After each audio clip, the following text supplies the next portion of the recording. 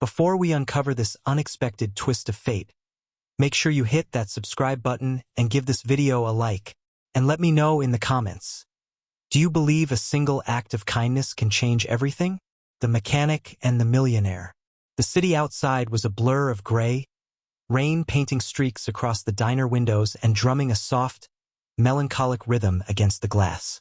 Inside, the air was warm, a comforting blend of brewing coffee, sizzling bacon, and well-worn vinyl booths. Soft jazz murmured from a speaker, a gentle backdrop to the hushed conversations of the few souls seeking refuge from the late-night drizzle. In a corner booth, Ethan, his hands bearing the indelible marks of grease and honest work, cradled a chipped ceramic mug. His worn denim jacket, damp and heavy, hung on the back of his chair. The ache in his shoulders was a familiar companion after a grueling shift at the auto shop, a bone-deep weariness that was part of the life he knew. This diner, with its unspoken rules of privacy and quiet acceptance, was his sanctuary. But tonight, the quiet was subtly disturbed. Across the room, near the rain-streaked window, a woman sat alone. Serafina. Her arms were wrapped tightly around herself, her gaze fixed on the downpour, her usual polished composure visibly absent. Dressed simply in a gray hoodie, jeans, and sneakers, a stark departure from the designer armor she typically wore, she seemed smaller, more vulnerable. She had come here on a whim, craving anonymity, a brief escape from the suffocating weight of expectation, back-to-back meetings, and the relentless demands of the empire she commanded. For just a few moments, she wanted to be seen as no one important. Her meal sat before her, humble and unfinished, just a bowl of tomato soup and toast. It was the first time in years she felt anything close to normal. But as she reached into her bag, that fragile sense of normalcy shattered. Her hand searched, then fumbled, a cold dread seizing her stomach. The wallet was gone.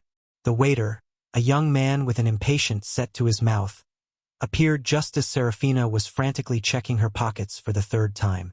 "Everything all right, ma'am?" His tone was polite, but the thinly veiled impatience was unmistakable. Serafina's face burned. She felt the eyes of the other customers on her, a wave of hot discomfort prickling her skin. I'm so sorry," she stammered, forcing a strained smile. "I seem to have forgotten my wallet. I can come back first thing tomorrow and—" "Ma'am," the waiter cut in, unimpressed. "We have a policy. Payment is due before leaving. No exceptions." Serafina swallowed hard, her pulse accelerating. The simple act of paying for soup had become a public, humiliating ordeal. From his booth, Ethan watched the scene. At first, he'd paid little attention, assuming a minor hitch. But as the exchange dragged on, he noticed the genuine distress on her face, the way her fingers trembled as she searched. She wasn't trying to cheat. She was truly caught off guard, genuinely embarrassed. Without conscious thought, pushed by an instinct he didn't question, he rose. "Hey!" Ethan's voice, calm and steady, cut through the tense air. Serafina's head snapped towards him, her face pale with mortification. Ethan offered her a small, reassuring nod, a silent message that said it's okay, before turning to the waiter. "I've got it," he said simply, pulling a few crumpled bills from his worn wallet, probably all he had with him. Serafina's eyes widened, shock replacing embarrassment. "No, please, I couldn't possibly let you." Ethan gently held up a hand, stopping her protest. "It's just a bowl of soup," he said softly, his voice kind, utterly without judgment. "Seriously, everyone has rotten days. No need to turn it into a big deal." The waiter, visibly relieved to avoid further fuss, took the cash and disappeared without another word. Serafina sat stunned. No one had ever simply given her something, especially money, without calculation, without expectation. Not in her world. When she finally found her voice, it was barely above a whisper. "You really didn't have to do that. I would have figured something out." Ethan shrugged, offering a small, easy smile that somehow reached his tired eyes. "I know, but sometimes it's just nice to let someone else help. Trust me, I've been on the other side. A beat of silence lingered, thick with unspoken things. Serafina wanted to tell him more, to explain the bizarre reality of her situation, but the vulnerability felt too raw, too dangerous. She wasn't ready to reveal the weight of the name she carried, the gilded cage she was running from tonight. Instead, she reached for a napkin, scribbled quickly, and folded it. "Thank you," she said quietly, sliding the small square of paper across the table before rising. Ethan watched as she left, the small bell above the door chiming her departure, her figure quickly swallowed by the rainy night. He unfolded the napkin. Scrawled across it were 2 lines. "I owe you. Please let me make this right. Serafina." Beneath it, a phone number. Ethan stared at the note, a soft, curious smile playing on his lips. He didn't know her name until now, didn't know the world she truly inhabited. And neither of them knew that this simple act of kindness, this unexpected exchange in a quiet diner, had just set their lives on an irreversible, unimaginable collision course. The rain had finally yielded, leaving behind a crisp, autumnal breeze that swept through the city streets. Serafina stepped back into the familiar warmth of the small diner, the cozy aroma of coffee and pastries a welcome embrace. In her coat pocket, clutched tight, was the folded napkin bearing Ethan's number.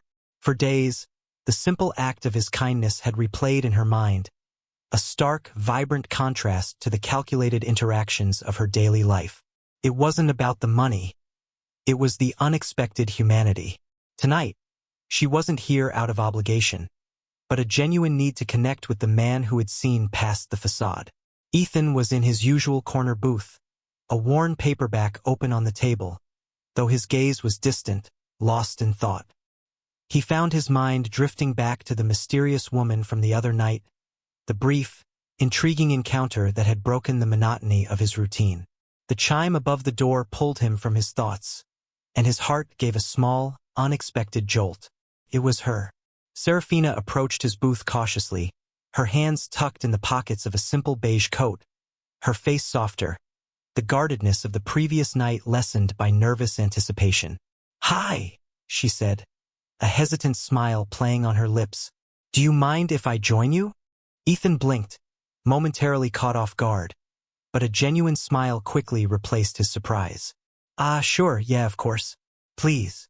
She slid into the seat across from him, placing a plain white envelope on the table, a small, formal object that felt slightly out of place in the casual setting. "I wanted to come back and thank you properly," she began, her voice steady but gentle, eyes meeting his with a sincerity that disarmed him. "You didn't have to pay for my meal the other night, but you did. And I appreciate that. More than you know." Ethan gave a modest shrug, a hint of residual fatigue in his movements. "It wasn't a big deal, really. You just looked like you were having a rough night. We all have them." Serafina gently pushed the envelope across the table. "I owe you this. Please, let me pay you back." Ethan hesitated, then took the envelope, his fingers brushing against hers for a fleeting second. He glanced inside, his brow furrowing slightly.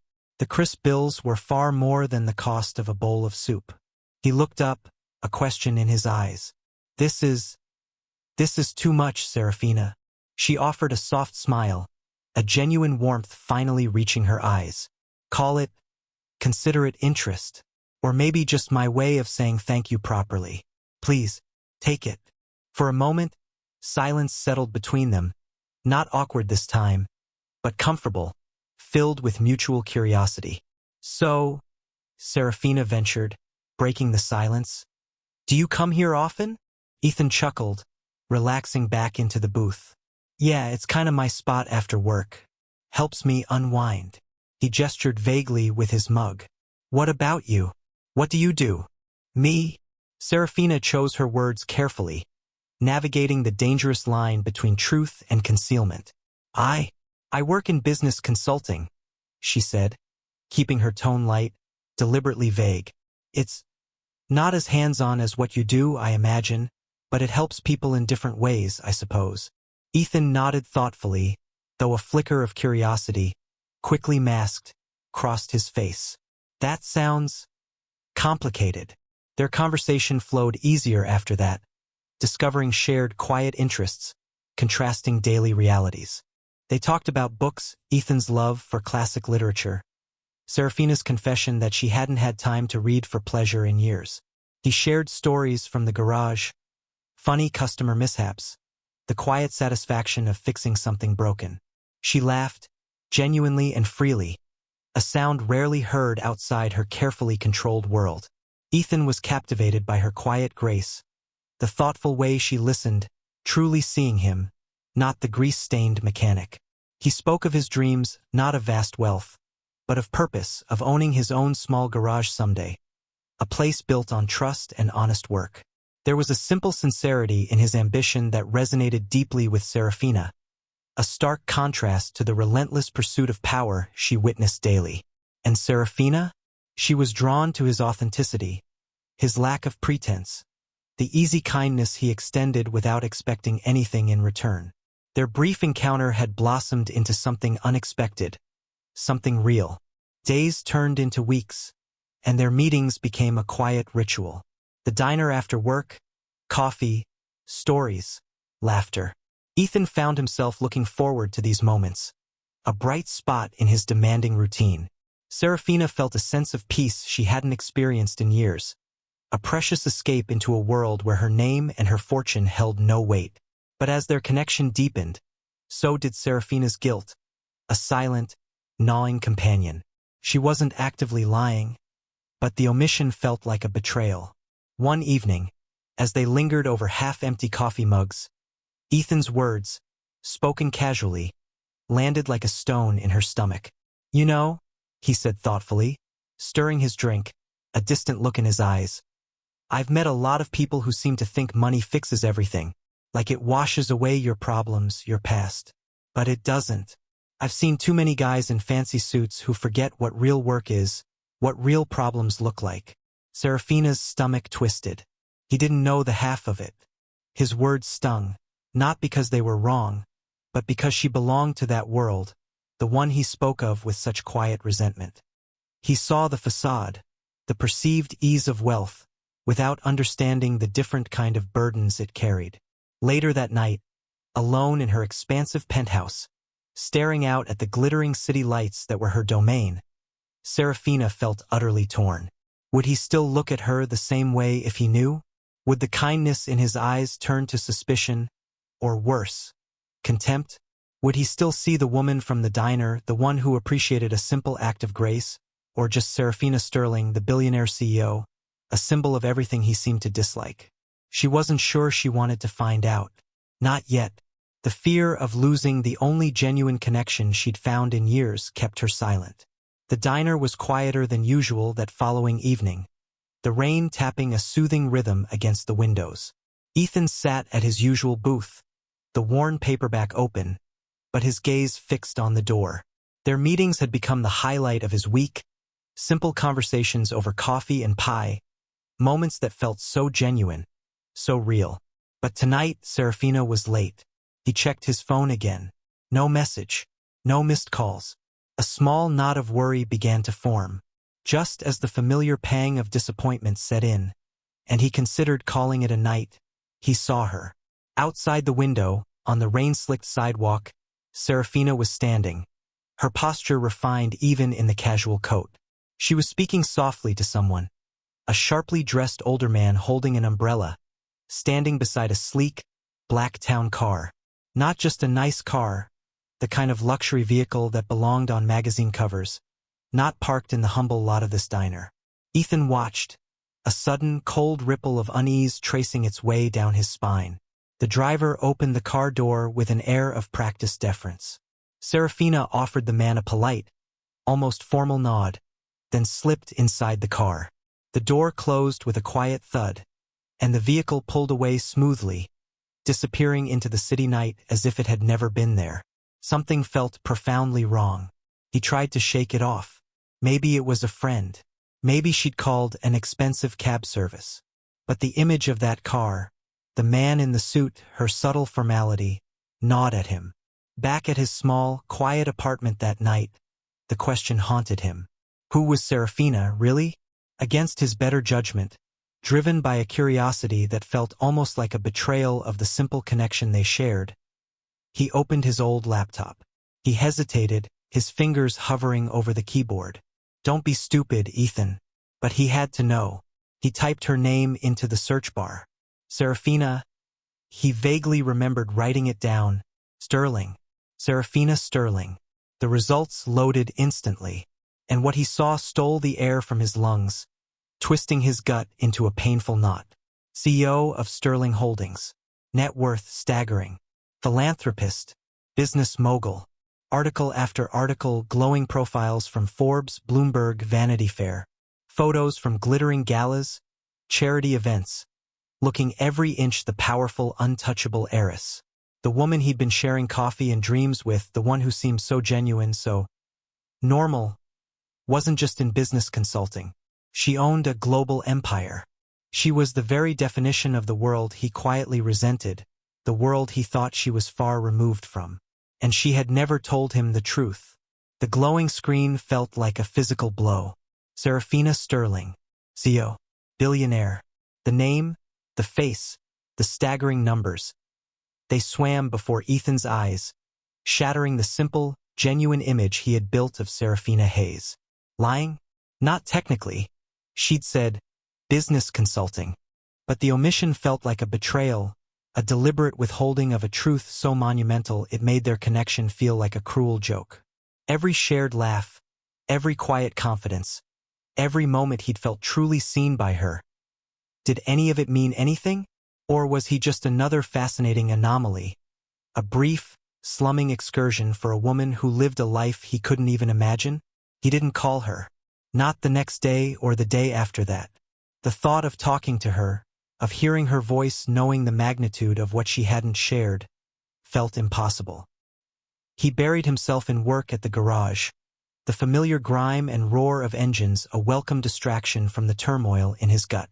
But the image of her face, juxtaposed with the polished perfection of the magazine photos, haunted him. Serafina, meanwhile, felt a growing knot of anxiety tighten in her chest. Ethan wasn't answering her calls or texts. His usual easy presence at the diner was absent. Had she said something wrong? Done something to push him away? The silence stretched, heavy and unnerving. She sensed something was terribly wrong, but the specific reason remained a terrifying mystery. It wasn't until the fourth evening, the rain once again whispering against the diner windows, that Ethan finally appeared. Serafina was sitting alone at their usual booth, her untouched coffee growing cold, the simple comfort of the place feeling hollow without him. When the bell above the door chimed, her head snapped up, a wave of desperate relief washing over her, until she saw his face. He looked utterly different.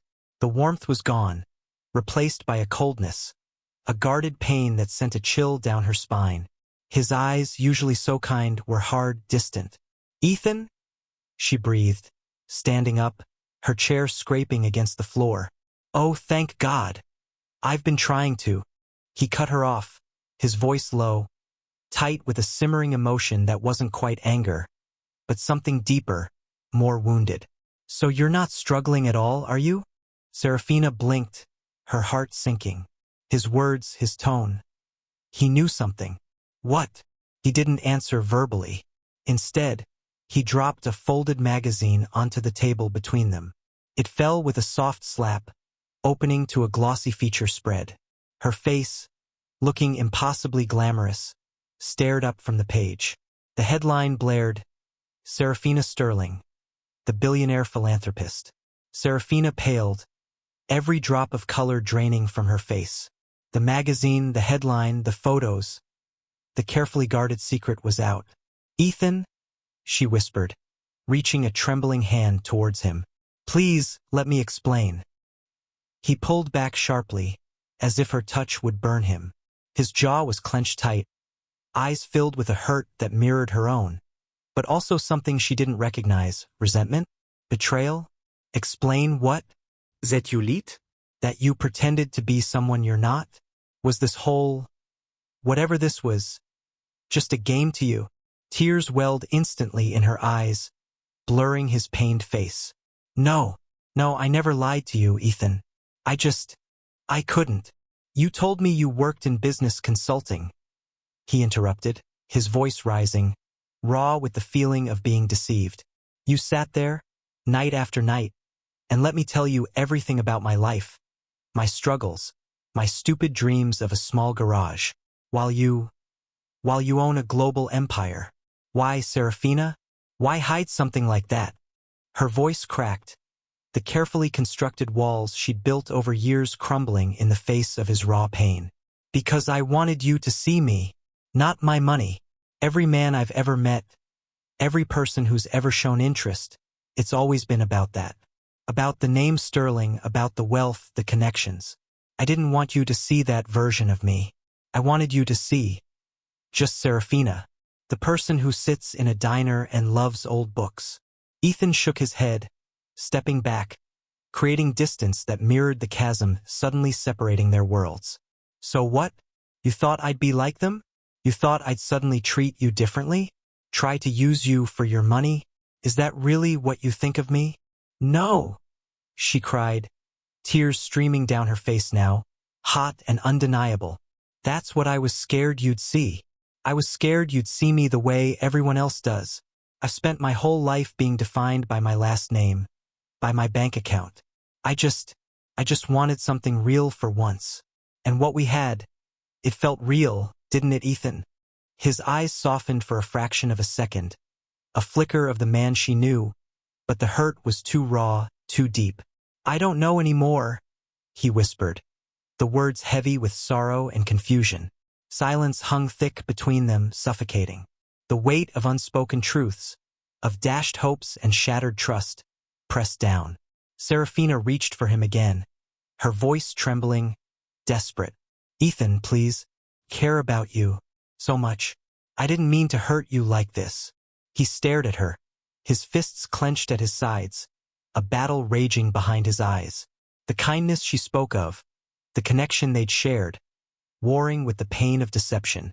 Maybe you didn't mean to, he said finally, his voice hoarse, broken. But you did. And with that, he turned, leaving the magazine on the table like a discarded piece of evidence. The bell above the door chimed, a mournful sound in the quiet diner, as he walked out into the night, disappearing just as she had done weeks ago. Serafina stood alone, the cold coffee, the glossy magazine, and the echoing silence her only companions. The rain had started again, tapping softly against the windows, but this time, it felt colder than ever, mirroring the ache that had just settled deep within her soul. The truth is out, and their hearts are broken. Can Ethan and Serafina ever bridge the gap between their worlds and mend the shattered trust? Let me know what you think in the comments. And if you're feeling the pain of this moment, give this video a like and subscribe to follow their journey to the end. The days bled into a quiet, aching void, each one heavier than the last for both Ethan and Serafina. Ethan hadn't returned to the diner since that night. The place that had once felt like a warm, simple refuge now seemed hollow, a painful monument to a connection he wasn't sure had ever truly existed. He buried himself in work at the garage, the familiar sense of oil and gasoline, the noisy demands of engines, a welcome shield against the silence in his head.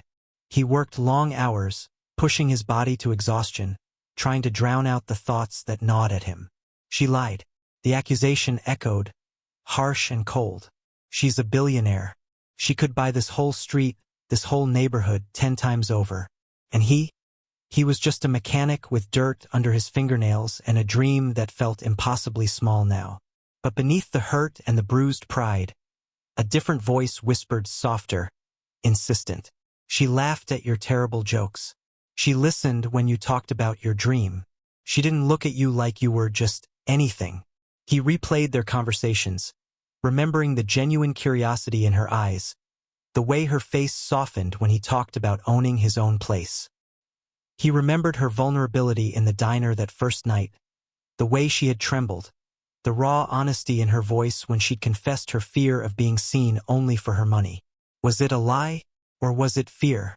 His own insecurities, the deeply ingrained feeling that he wasn't enough for someone like that, poisoned his perspective. Maybe she didn't trust him. Maybe she hid it because she thought he would react exactly this way, blinded by the money, unable to see past the zeros in her bank account to the person she tried to show him.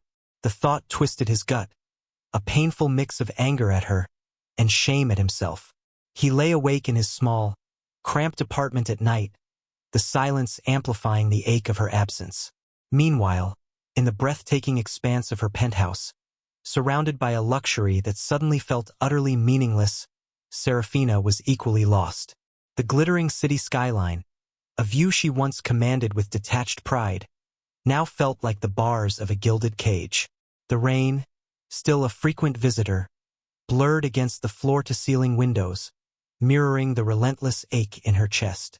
She checked her phone constantly, fingers hovering over his contact, hoping against hope for a message, a sign that he might reach out, that he hadn't completely closed the door. But there was nothing, and her own pride, her own fear of rejection, held her back from making the first move. For years, Serafina had perfected the art of building walls. Growing up surrounded by wealth had taught her harsh lessons. People were often drawn to the name, the fortune, the power, rarely to the person beneath. The fleeting friendships in private schools, the relationships that withered when the financial pageantry paused, the calculating gaze of those who saw her as an opportunity. Walls were safe. Trust meant vulnerability, and vulnerability meant pain. But Ethan had somehow bypassed those walls. He had seen her, laughed with her, listened to her, long before he knew the name that defined her world. He had shown her a simple, uncomplicated kindness that had cracked the foundation of her carefully constructed defenses. And in her fear of losing that rare, precious connection, she had, ironically, sabotaged it herself. The pain of his reaction, the cold accusation in his eyes, was a brutal mirror reflecting her deepest fear, that no one would ever truly see her. But beneath the pain, the memory of the man who paid for her soup, who dreamed of an honest garage, who looked at her with such genuine kindness, that memory refused to fade. It was a stubborn spark in the darkness. Several days later, the suffocating silence, the relentless ache, became unbearable. Serafina stared out at the indifferent city lights, a new resolve hardening within her. She couldn't just wait. She had to try. She had to show him the truth, the whole truth, without hiding behind omissions or fear. Show him how much their fragile connection meant to her, regardless of their worlds, regardless of the risk. Even if it meant laying her heart completely bare and facing the possibility of final rejection, she had to try and bridge the gap she had helped create. Driven by a resolve that cut through her fear, Serafina made her way to the auto shop. It was located in a part of the city she rarely frequented, a world away from the gleaming towers of her daily life. The building was modest, functional, the scent of motor oil and gasoline heavy in the air even from the street. This wasn't a place of polished surfaces and hushed tones. It was a place of honest work, of grime and effort. It was Ethan's world. She stepped inside, the bell above the door giving a soft chime that announced her presence. The interior was dimly lit, tools scattered across worn workbenches, the overhead lights casting pools of warm, flickering light. Cars in various states of repair occupied the bays. It wasn't glamorous, but it felt authentic, solid. Felt like him. She spotted him hunched over the engine of a beat-up sedan, his brow furrowed in concentration, grease smudging his hands and cheek. He looked utterly absorbed, a picture of focused dedication. Her heart ached at the sight, a sharp, physical pain. This was the man who had shown her unsolicited kindness, who had listened to her with genuine interest, who had seen her when no one else bothered. And I let my fear poison it. Ethan noticed her before she could speak. He straightened slowly, wiping his hands on a rag, his body language instantly guarded. The concentration on his face was replaced by a familiar, painful coldness.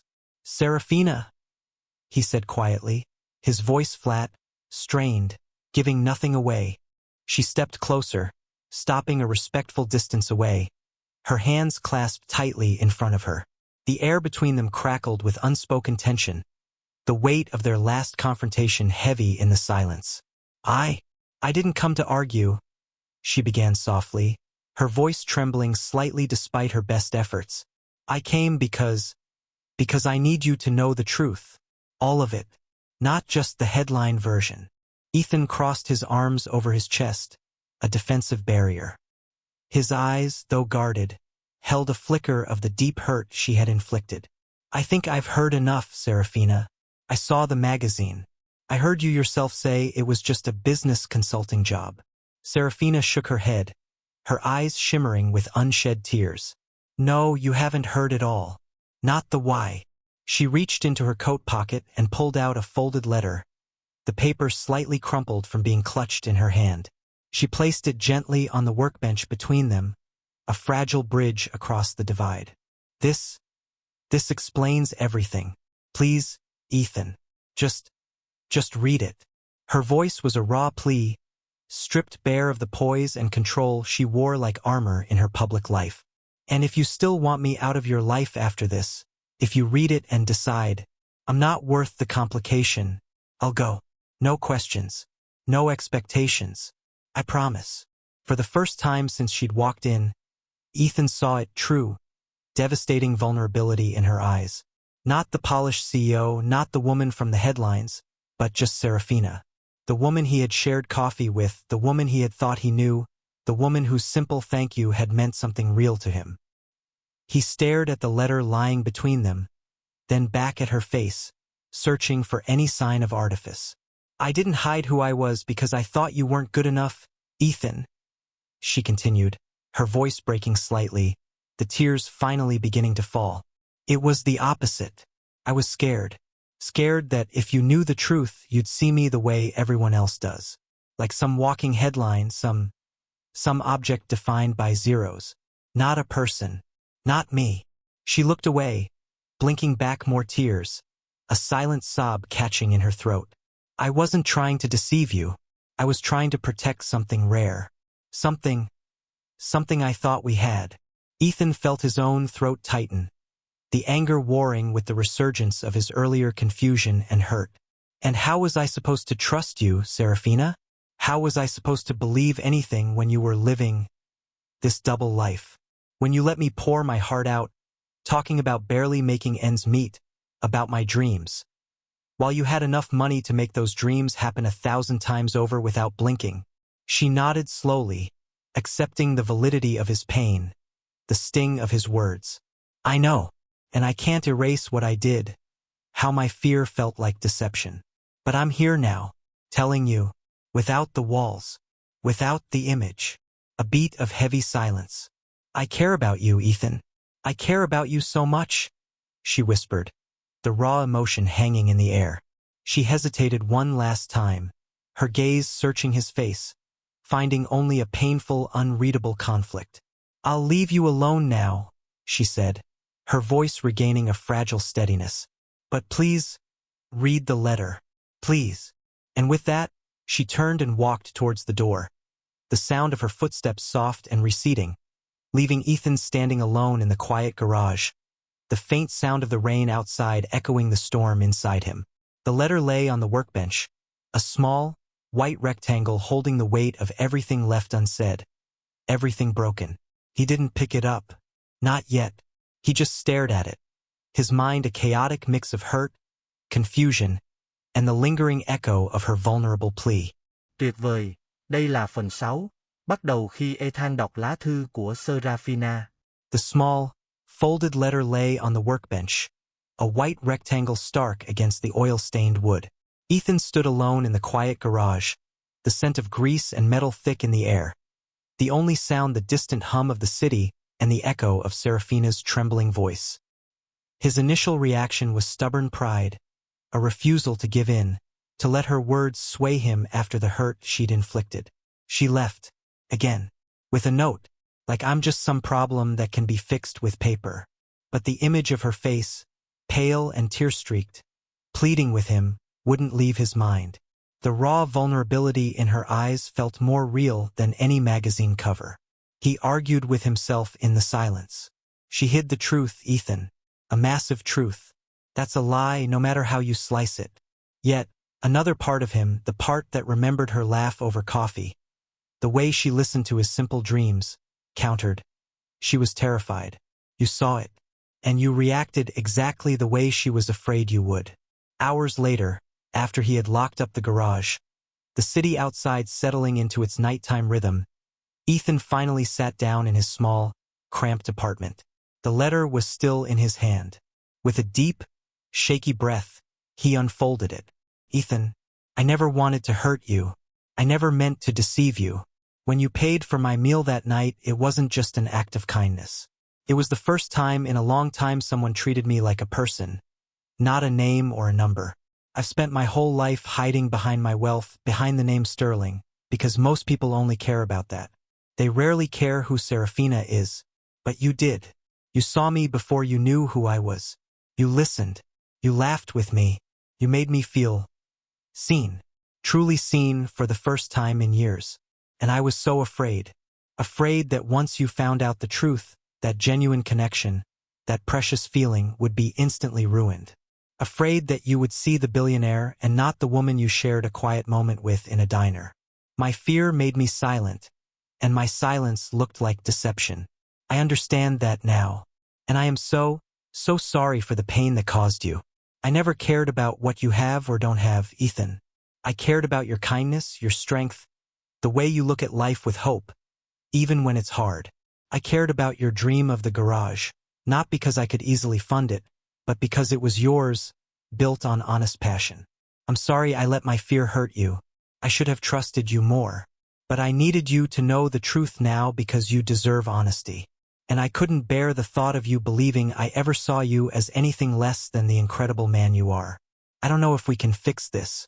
I don't know if you can forgive me, or if you even want to. But I'll keep hoping that maybe, just maybe, we can find our way back to what we had. Or build something new. With all my heart, Serafina. Ethan folded the letter carefully, his hands trembling slightly. He read it again, and then a third time. The harsh voice of accusation in his head began to fade, replaced by a dawning, painful clarity. It wasn't about her money. It had never really been about the lie, not entirely. It was about him. He had let his own insecurities, his own deeply ingrained fear of not being enough, of being judged by his working-class life against her unimaginable wealth, poison something real. He had been so quick to believe the worst, to assume her silence meant she thought he wasn't worthy of her truth, that he was just a temporary amusement. He had pushed her away, not because she was a billionaire, but because he had been too scared to believe that someone like Serafina Sterling could genuinely care about someone like him. And in doing so, he had validated her deepest fear. He had seen the headline first, before seeing the person standing in front of him, hurting, trying desperately to explain. I don't want to lose you, Ethan. Her whispered words from the diner, now echoed in the letter, resonated with a new, powerful meaning. She hadn't wanted to lose him either. He stood up, a surge of adrenaline, of desperate resolve, coursing through him. He couldn't let this end here. Not with misunderstanding and regret. He had been wrong. He had let his pride and his fear steal something precious. She deserved more than silence. She deserved to be seen, truly seen, by him. She had come to his world, vulnerable and alone. Now it was his turn to go to hers. He glanced at the crumpled magazine still sitting on his kitchen counter. There was a photo of Serafina, radiant and poised, accepting an award at a glittering gala. The caption mentioned a major charity event happening tonight. It was a world away from grease and engines, a world he had only seen on screens. He didn't have a suit that fit right, his good shoes were scuffed, and he knew he would stick out like a sore thumb. But none of that mattered anymore. Tuyệt vời, đây là phần cuối cùng của câu chuyện, kết thúc hành trình của Ethan và Serafina. Armed with nothing but a borrowed tie and a heart finally free of pride, Ethan stood outside the opulent glass skyscraper. The building towered above him, a monument to the kind of wealth and power Serafina Sterling commanded, a world away from the grease and steel of his garage. His heart hammered against his ribs, a frantic, nervous rhythm. This was it. Inside, the gala was in full swing. The air sparkled with the light of chandeliers and the hushed murmur of elegant conversation. Guests in designer gowns and sharp suits mingled, sipping champagne amidst sleek, modern decor. A live orchestra played softly, a sophisticated backdrop to the high society tableau. And then he saw her. In the center of the room, radiant and effortlessly graceful, stood Serafina. She wore a stunning emerald gown, her hair a cascade of soft waves. She was talking to a group of influential-looking figures, her public smile in place, her posture perfect. Yet, to Ethan, who knew her quiet moments, there was a subtle guardedness in her eyes, a hint of weariness beneath the polished surface. She was there, but a part of her was missing. Ethan adjusted the slightly wrinkled tie, a stark contrast to the impeccable attire surrounding him, and stepped further into the room. The murmur of the crowd seemed to dip slightly as his worn dress shoes met the gleaming marble floor. He felt the weight of curious eyes, the silent assessment of an outsider. But he didn't care. His focus narrowed to a single point, her. She hadn't seen him yet. He took a steadying breath, the scent of expensive perfumes and lilies sharp in his lungs, and crossed the distance. Serafina. Her head turned, her eyes widening in shock the moment they landed on him. Ethan. Her voice was barely a whisper, instantly cutting through the ambient noise. The group she was speaking with fell silent, turning to stare. He stepped closer, ignoring the sudden hushed whispers, the blatant curiosity on the faces around them. Nothing else mattered. "I'm sorry for interrupting," he began, his voice clear and steady, filled with an emotion that silenced the room more effectively than any security guard. "But I need to say something. To you." Serafina blinked, her lips parting, but no words came. She looked like she might shatter. Ethan took another breath, speaking loud enough for not just Serafina, but everyone nearby, to hear. He wasn't hiding anymore. "I was wrong, Serafina. So wrong." His voice trembled slightly, raw with honesty. "I let my own fears get in the way. My own pride. I told myself I wasn't good enough for you, that our worlds were too different, that you deserved someone who could give you more things." He met her gaze, the pain and confusion still there, but now overlaid with a resolute truth. "But the truth is, I don't care about your money.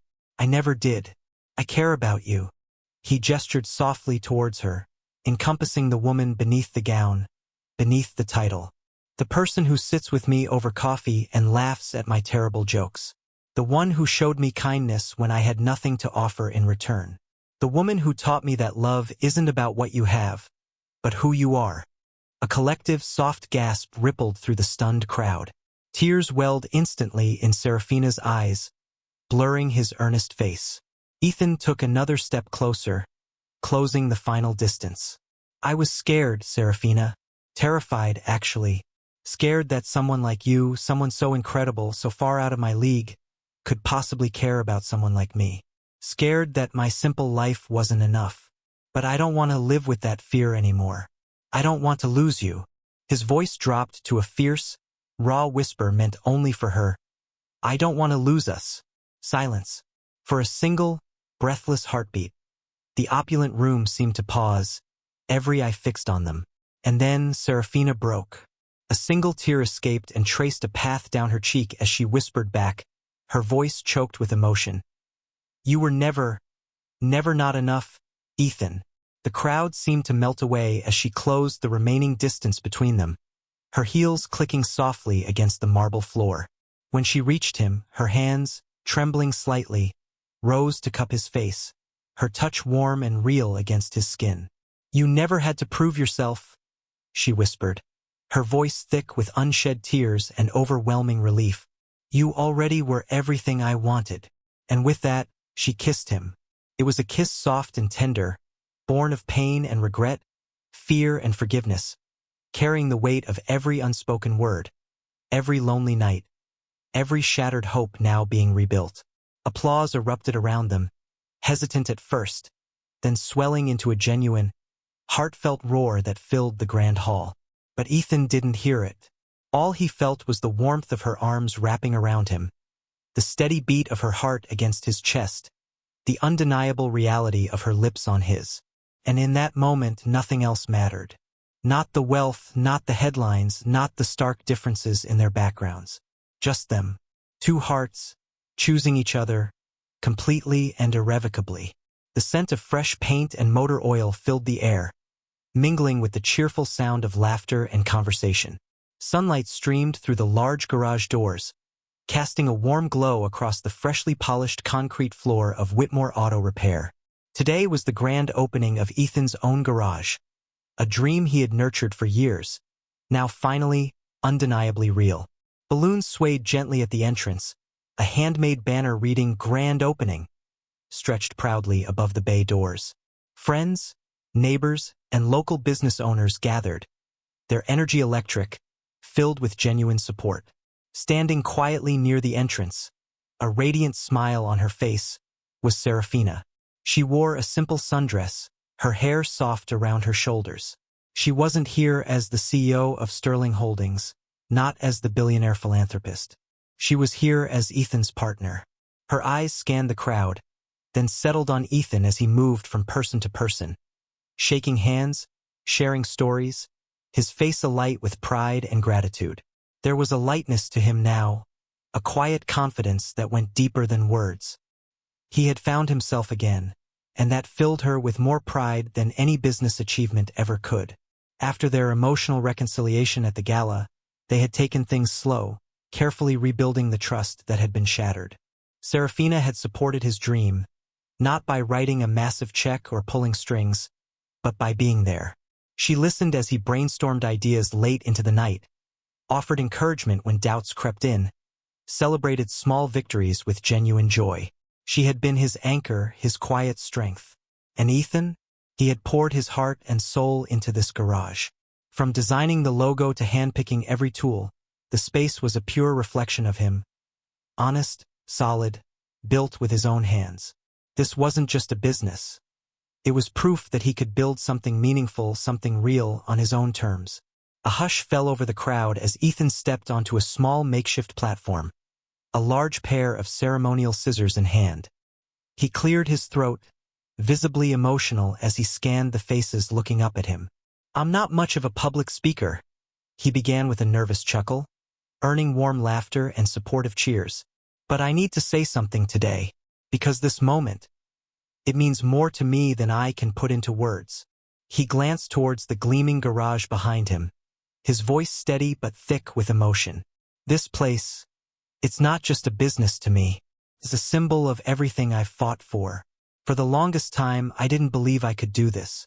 I told myself I wasn't smart enough, not connected enough, that dreams like this were for other people." His eyes shifted, finding Serafina in the crowd, and held hers. "And then, someone showed me I was wrong." Serafina's breath hitched, tears blurring her vision. "She didn't just help me dream," Ethan continued, his voice growing softer, filled with profound gratitude. "She reminded me that love isn't about what you have or where you come from, but who you are. She believed in me when I couldn't believe in myself. And I wouldn't be standing here today without her." A ripple of soft-os moved through the crowd, many eyes turning towards Serafina. Ethan's voice lowered further, gentle and heartfelt. "So, to Serafina, thank you. Not for the support or the encouragement, though I'm grateful for that too. Thank you for showing me that I was enough. All along." The crowd burst into heartfelt applause, the emotion raw and undeniable. Serafina wiped a tear from her eye, overwhelmed by his public declaration, by the simple, powerful truth of his words. And when Ethan looked at her, holding out his hand, she stepped forward without hesitation, bridging the small distance between them. His arm wrapped around her waist as he leaned down, pressing a tender, heartfelt kiss to her lips amidst the cheering crowd. For that brief moment, the world outside the circle of their embrace faded away. It was just them, two people who had navigated misunderstanding, insecurity, and fear, finally choosing each other completely, authentically. When they pulled apart, their foreheads resting against each other, Serafina whispered, her voice thick with emotion, "You never had to prove yourself to me, Ethan. You were always enough." He smiled, a genuine, radiant smile that reached his eyes. And so were you. The crowd had dispersed, the laughter and music fading into the soft hum of twilight insects. The garage lights were dimmed, but the open doors let in the soft hues of a sunset, painting the sky in golds and purples. Ethan and Serafina sat together on a wooden bench just outside the garage, their hands intertwined, the quiet comfort of their connection a tangible presence between them. No words were needed. They had both found what they had been searching for: peace, love, and the freedom to be exactly who they were, together. The sun dipped lower below the horizon, and Ethan turned toward her, his voice soft, filled with promise. "What's next for us, Serafina?"